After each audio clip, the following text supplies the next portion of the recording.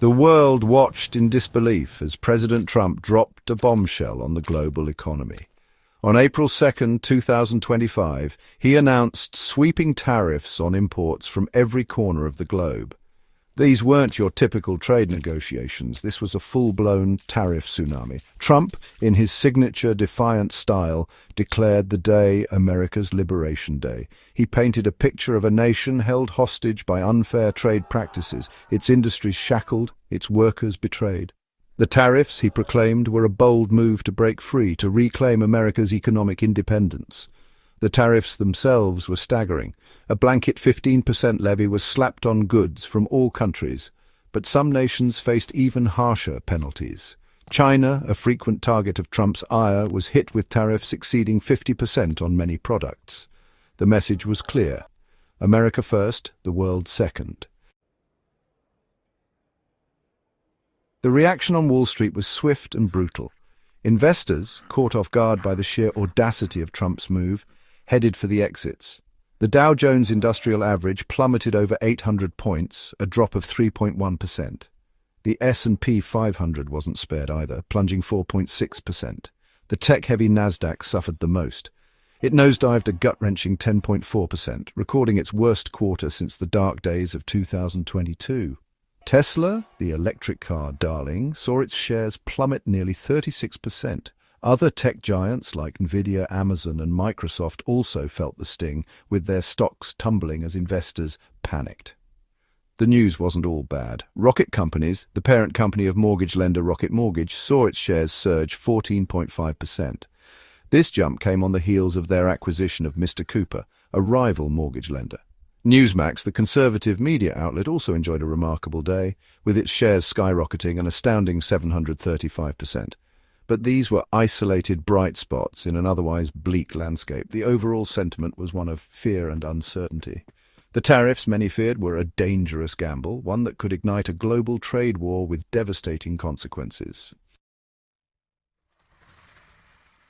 The rest of the world reacted to Trump's tariff announcement with a mixture of outrage and apprehension. The European Union, long a staunch ally of the United States, signaled its readiness to retaliate with equal force. "This is protectionism, pure and simple," thundered a spokesperson for the EU Commission. "We will not stand idly by while our industries and workers are targeted." China, already embroiled in a bitter trade dispute with the US, wasted no time in announcing retaliatory tariffs of 34% on all American imports. "This is a provocation that we cannot ignore," declared a Chinese Foreign Ministry spokesperson. "We are prepared to defend our interests." Canada, America's northern neighbor and largest trading partner, also expressed its displeasure and announced countermeasures. Prime Minister Justin Trudeau, while urging calm and dialogue, made it clear that Canada would not be bullied. The United Kingdom, grappling with its own post-Brexit challenges, called for cool heads but acknowledged the need to protect British interests. Other countries, from Poland to Thailand to India, were left scrambling to assess the impact of Trump's tariffs and to formulate their responses. The consensus was clear: the global trading system, already under strain, was facing its most serious challenge in decades.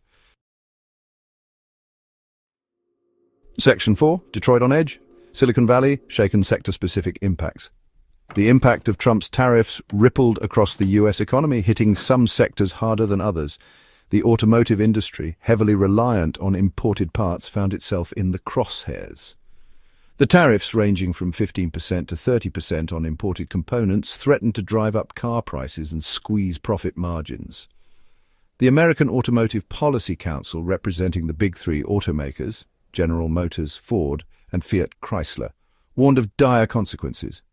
"These tariffs will increase costs, hurt our competitiveness, and jeopardize American jobs," they cautioned. The energy sector wasn't spared either. Tariffs on imported crude oil and refined products sent Brent crude prices soaring by 2.68%.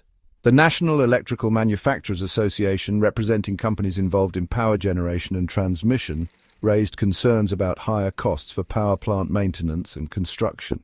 Renewable energy, a sector poised for growth, also faced headwinds. Tariffs on imported solar panels, wind turbine components, and other clean energy technologies threatened to slow progress and increase project costs. The solar industry in particular warned of job losses and a decline in installations. Section 5. A divided nation, domestic political fallout. Trump's tariff announcement ignited a firestorm of controversy in Washington.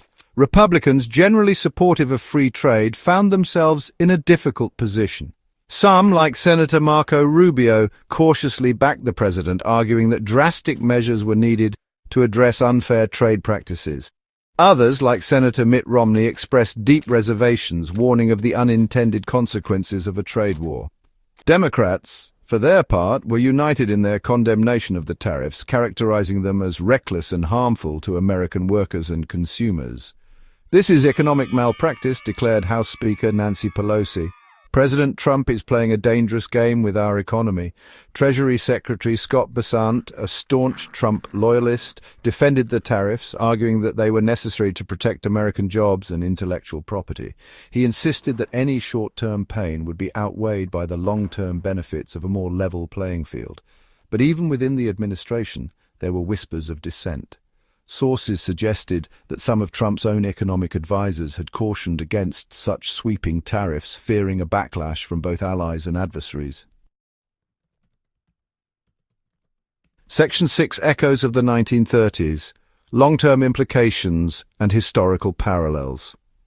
As the world grappled with the fallout from Trump's tariff tsunami, economists and historians couldn't help but draw parallels to the protectionist policies of the 1930s. The Smoot-Hawley Tariff Act of 1930, which raised tariffs on over 20,000 imported goods, is widely blamed for exacerbating the Great Depression. This is eerily similar to what happened in the 1930s, warned Nobel laureate economist Paul Krugman.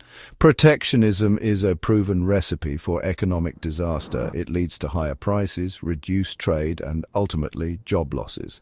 Oxford Economics, a leading global forecasting firm, predicted that global GDP growth could fall below 2% in 2025 as a result of the tariffs.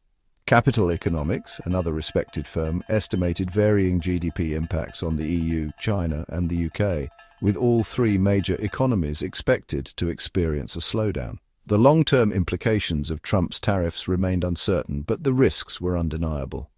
A full-blown global trade war with tit-for-tat tariffs and retaliatory measures could cripple the global economy. Supply chains, already strained by the pandemic and geopolitical tensions, could be thrown into disarray. Section 7. The road ahead, a global trade war or a new world order. The coming weeks and months will be crucial in determining the course of this high-stakes trade standoff. Initial trade data and inflation figures expected in the coming weeks will provide early clues about the impact of the tariffs. Will other countries back down in the face of American pressure, or will they respond with equal force, risking a full-blown trade war?